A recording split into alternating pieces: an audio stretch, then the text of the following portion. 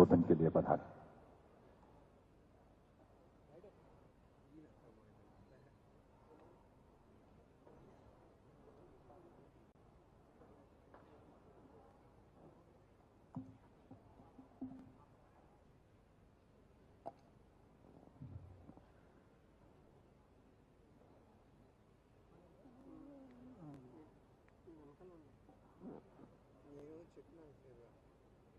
आज राजभाषा विभाग स्वर्ण जयंती के अवसर पर अखिल भारतीय भाषा विद्वानों को जोड़ने के लिए जो समारोह हो रहा है, इस मंच पर पधारे किसान श्री जी किशन रेड्डी, माननीय केंद्रीय कोयला एवं खान मंत्री, और हरिवंश माननीय उपसभापति श्री पवन कल्याण, माननीय उप मुख्यमंत्री आंध्र प्रदेश सरकार, प्रोफेसर माणिक्यांबा, हिंदी विषय शिक्षाविद तेलंगाना, श्रीमती अंशुली आर्या, सचिव राजभाषा विभाग, मीनाक्षी जवली, सचिव राजभाषा विभाग, और यहाँ पधारे हुए राजभाषा प्रेमियों, भारतीय भाषा प्रेमियों और पत्रकारों, फोटोग्राफर, सबको मैं अपनी ओर से प्रणाम, सादर प्रणाम, वनक्कम वनक्कम वनक्कम। आज की सभा में मैं तमिलनाडु के सभी प्रमाणित प्रचारकों की ओर से एक प्रतिनिधि के रूप में मुझे जो मौका राजभाषा विभाग के द्वारा, अमित शाह गृह मंत्री के द्वारा जो मौका मिला है, और जो इतने सज्जन लोग हिंदी के प्रति, भारतीय भाषाओं के प्रति प्रेम से जुड़े हुए हैं, इस अवसर पर मुझे बड़ा गर्व हो रहा है। मैं तमिलनाडु के प्रतिनिधि के रूप में यहाँ खड़ा हूँ। तमिलनाडु के स्कूलों में हिंदी नहीं है, ऐसा सोच ही भारत भर में फैल रहा है, लेकिन हिंदी न होने पर भी अपनी इच्छा से पढ़ने वालों की संख्या ज्यादा है, और अपनी इच्छा से हिंदी प्रचार को घर घर फैलाने के लिए हजारों प्रचारक आज भी मौजूद है। इसलिए तमिलनाडु जो भाषा का केंद्र है, हिंदी के प्रति विरोधी नहीं है। इसे स्टालिन ने भी कह दिया है कि हम हिंदी के विरोधी नहीं है, हिंदी जो चाहें सीख सकते हैं। ये हमारे लिए दूसरा द्वार आसान बना दिया है हिंदी के प्रचार के लिए। इसलिए एक जमाने में दलों का नाम नहीं बताता हूँ, हिंदी किताब को हाथ में देखते ही मारेंगे, उसे खींच कर जलाएंगे, लेकिन आजकल हिंदी के किताब को देखते ही हमने हिंदी न सीख कर भूल की है, हिंदी सीखनी चाहिए। ऐसे एक अनुकूल वातावरण तमिलनाडु में हो रहा है, और ये हैदराबाद मेरे लिए बहुत ही एक जीवन को मोड़ देने वाली एक शहर है, क्योंकि 1977 में यहाँ हिंदी अखिल भारतीय हिंदी साहित्य सम्मेलन 3 दिन चला था नुमाइश मैदान में। उसमें हजारों लोग वहाँ इकट्ठे हुए थे। तब मैं तमिलनाडु के प्रतिनिधि के रूप में मुझे भी भाषण देने का मौका मिला। मैं इतना कहा, तमिलनाडु में तब भी जब हिंदी का विरोध आंदोलन बहुत तेज से चल रहा था, तब भी हिंदी के प्रति मेरे पास कई विद्यार्थी पढ़ने के लिए आते थे। यह तमिलनाडु की एक विशेषता है। दूसरी तमिलनाडु की विशेषता है, देखिए, जो भी तमिलनाडु में आते हैं वे अपनी भाषा को भूल जाते हैं, तमिल के तमिलनाडु बन जाते हैं। आप तमिल के महाकाव्यों को देखने पर 3 महाकाव्य जैन मुनियों ने लिखा है, जो तमिलनाडु में आए हैं ये तमिल के भाषी बन गए हैं।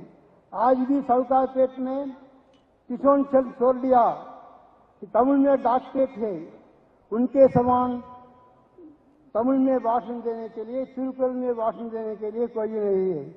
इस प्रकार तमिलनाडु में जितने भी तेलुगु वाले हैं, कन्नड़ वाले हैं, मलयालम वाले हैं, सब तमिलनाडु के आकर तमिल के भाषी बन गए हैं। ये तमिलनाडु की विशेषता है। दूसरी बात है, इस आंदोलन में मैंने हैदराबाद में 1977 में पहला भाषण दिया था। तभी मुझे हिंदी के प्रति इतना प्रेम हो गया, हिंदी के प्रचार में ही मन लग गया। कई प्रोफेसरों से, कई विद्वानों से मुझे बातें कहने का मौका मिला। उस 48 साल के बाद, 48 ईयर्स के बाद मुझे आप ये सम्मान विशिष्ट अतिथि के रूप में यहाँ खड़ा हूँ। ये मेरे लिए गर्व की बात है। दूसरी बात, मैं तमिलनाडु का प्रतिनिधि हूँ और मैं इतना कहता हूँ, तमिलनाडु के जितने भी प्रमाणित प्रचारक थे उनको प्रोत्साहन देने के लिए कोई प्रबंध करना चाहिए।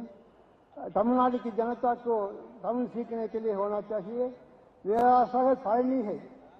ये पढ़नी जो है तमिलनाडु की एकता, भारतीय एकता के लिए एक प्रसिद्ध पवित्र शहर है। तिरुपति बालाजी मंदिर के बाद असुली में ये प्रधान स्थान पढ़नी का मुरुगन मंदिर है। ये पढ़नी जो है दो शब्दों से बना है, पल और नी का कि तुम, फल का कहे अगल बात में बोलने वाला परम, परीक्षा फल हो या जो भी भगवान की कृपा का वरदान फल हो या आम का फल हो, ये सब फल कहते हैं। ये फल शब्द अखिल भारत में बोला जाता है। यही तमिलनाडु की विशेषता ही। परम शब्द तमिल में परम कहते हैं, लेकिन हिंदी में फल कहते हैं। अखिल भारत में बोली जाती है। ऐसे हजारों शब्द हम तमिल आज भी तमिल में व्यवहार में है, जो तमिल के वातावरण के अनुकूल हिंदी सीखने के लिए लोग तैयार हैं।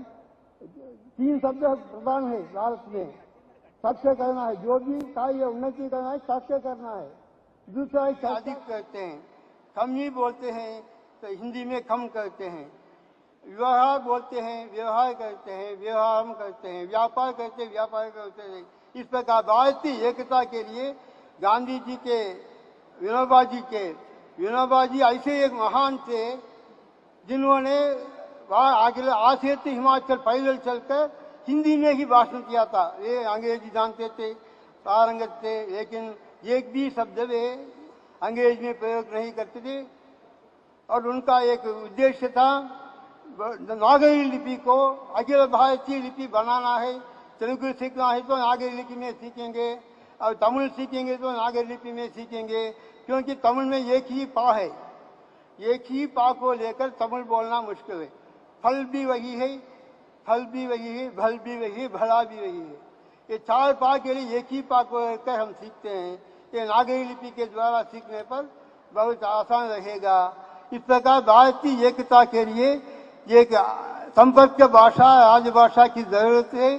वह आजकल के वातावरण में हिंदी ही हो सकती है, और तमिल की हर हिंदी के कारण ही भारतीय एकता गए ही वह राजभाषा के रूप में दूसरे धीरे धीरे आएगा। कवि कन्नदास ने कहा, हिंदी मईले आडु आडु मेदुवाக आडु अलगु मईले आडु तायகம் उन्हें तांगुम तांगम।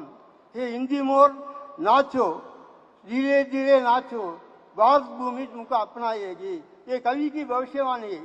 कवि सम्राट, चित्रपट के सम्राट कन्नदासन की कविता है, भारत भूमि तुमको अपनाएगी। इतना शब्द कहकर भारतीय एकता के लिए आसियत हिमाचल बने संस्कृत की बेटी है। ये हिंदी की संस्कृत के आध्यात्मिक के द्वारा अखिल भारत में बोली जाती है। इसका प्रभाव हिंदी में है। तत्सम सत्य शब्द है। प्रेमचंद जी के पढ़ो, उर्दू आपको आ जाएगी। प्रसाद जी को पढ़ो, संस्कृत सद्भव शब्द आ जाएगा। इस प्रकार आसियत हिमाचल की एकता के लिए हिंदी प्रधान है।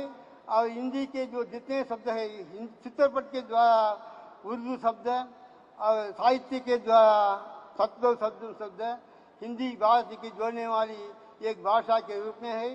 धीरे धीरे भारतवासी, तमिलनाडु के लोग भी इसका समर्थन करेंगे, हिंदी का विकास होगा। इन चंद शब्दों से जो मौका राजभाषा सचिव अध्यक्ष सबने दिया, उनके लिए मैं अपना हार्दिक धन्यवाद प्रकट करते हुए यहाँ पधारे हुए सब लोगों को नमस्कार करते हुए विदा लेता हूँ। नमस्ते।